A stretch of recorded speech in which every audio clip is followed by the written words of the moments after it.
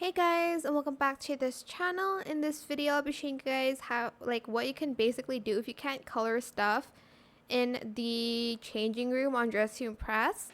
Ignore what I have on.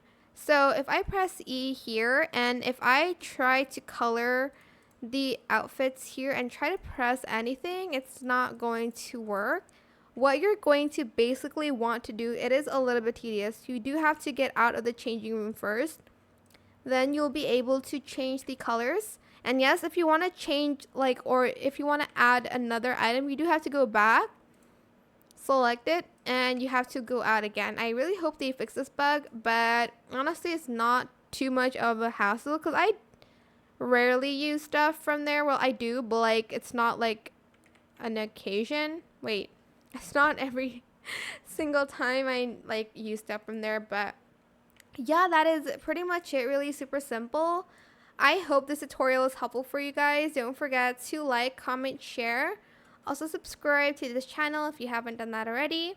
If you have any more questions about this video, just leave it in the comment section down below. I will try my best to answer them all for you guys. And if you found this video helpful, please click the thanks button as well. That is it. Thank you so much for watching. Bye.